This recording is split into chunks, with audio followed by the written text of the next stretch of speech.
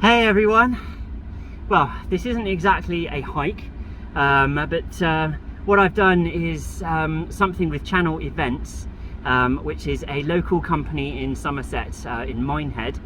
Channel Events, part of Channel Training, and they put on all these events throughout the year. And I've done a few of them myself. I did the Exmoor perambulation, which was a walk across Exmoor in 2019 with a good friend of mine, Lee, and that was 2019, and that was a 15 or 30 mile sort of trek over Exmoor from the Pinkery Learning Centre. And then last year I did this exact one, Man versus Moor, and I've just done it again, Man versus Moor. Man being mankind, not men.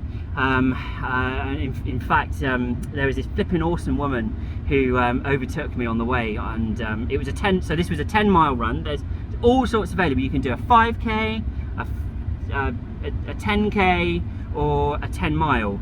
So it sort of works out at like 3.5 to 4 miles, 6 miles, 6-ish miles, and then 10 miles. And I did the 10 mile. I did it last year and it was absolutely flipping fantastic. So good that I wanted to do it again this year. The event is absolutely fantastic.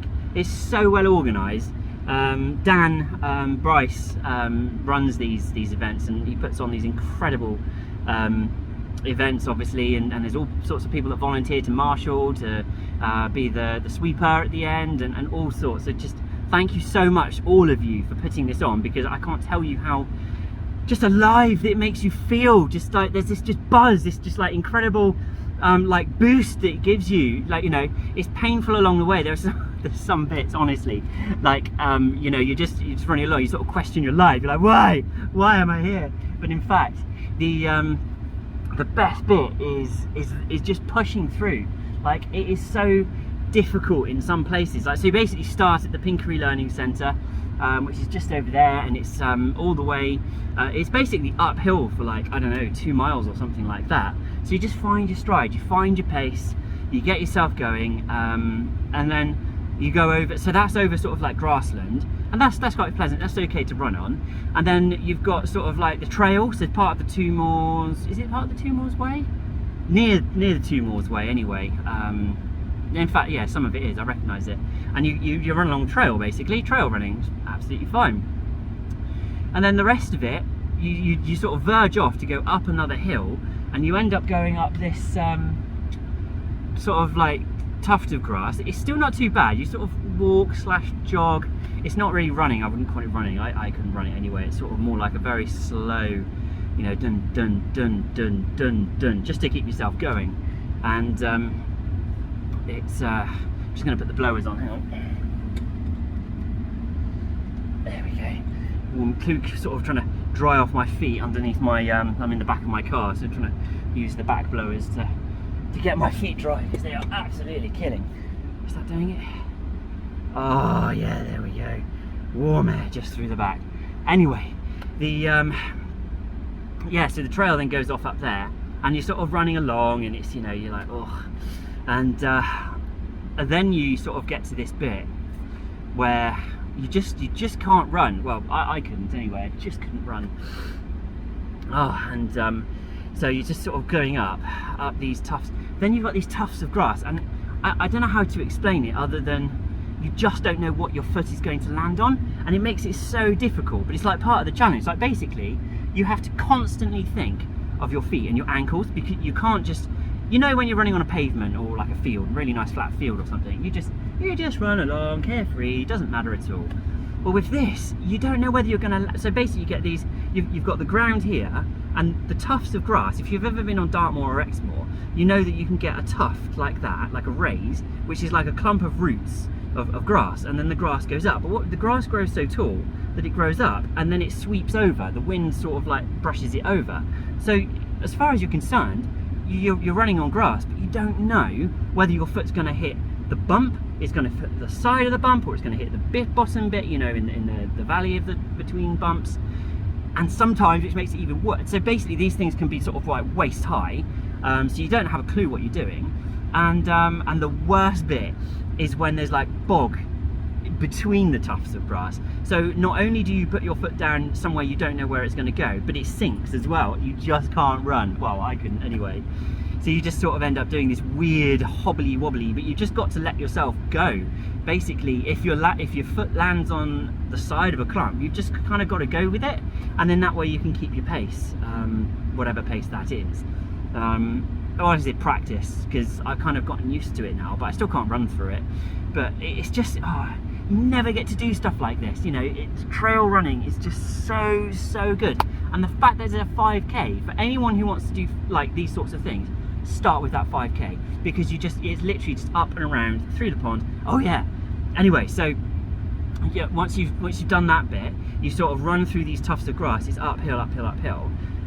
You get to the pond, but you go around the pond for the 10 mile, and you go past the Pinkery Centre again, and then you do the whole thing again. But instead of doing the 10 mile loop, you do the 5k loop. But oh my days, it's like, it must be 4k uphill, just constant uphill. You from the Pinkery Centre all the way up and around. And if you've ever been on like the Moors or anything like that, and you're walking, you can get this almost like illusion of you're nearly at the top of a hill. And then what happens, because of the line of sight, let's say you're here, right, so this is the hill going up, you're here, your line of sight is not up above the summit of the hill there, and so you get to the top only to find that there's another hill, and it's like, oh, it just plays on the mind so badly. Like, you just have to keep going, and this time I did. Like last year I walked some of it, but this year I've ran the majority of it, except for those really difficult bits that I couldn't do. Anyway, you get to past all of that, and then you get to the pond, Pinkery Pond. Oh my goodness. You swim through it, right, and it must be about a few minutes in the water. Oh, you're hot, bothered, covered in salty sweat. You get to that point, you get waist deep, and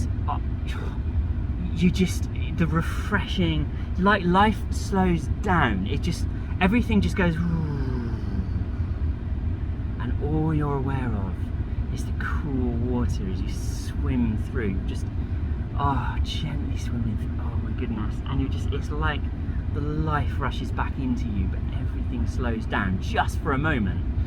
And you get to the other end. I just swished my face full of cold water, and got to the end. And then you go through this tunnel, because it's a man-made, I think it's a man-made pond, and a man-made tunnel. I can't remember what they used it for, but you put on this hard hat and then you go through, and it's like pitch black for a bit. You can't stand up, you've got to like crouch and just like go through, and then at the end you sort of do it, you take your photo, and then you run on to the finish line, and about, it's only another kilometre from the pond, but half a kilometre later my legs started cramping up. I don't know if it was the cold, but the last half a k, it was like, my legs were just killing. Like, just calves were just starting to cramp. I was like, it's a good job I'm not doing any more, because I was done. And you get to the finish line and it's everyone cheering. It's like, yes! The buzz, it's absolutely amazing. Seriously, you have got to do it. The adrenaline, the endorphins, just from the exercise, the sense of achievement is just like amazing. So anyway, channel events in Minehead, Exmoor, Linton. They do all these sort of cool events, you know, triathlons, rides, bikes, this sort of thing. They are the best, and you know, I can't remember what I paid, 25 quid or something like that, I can't remember.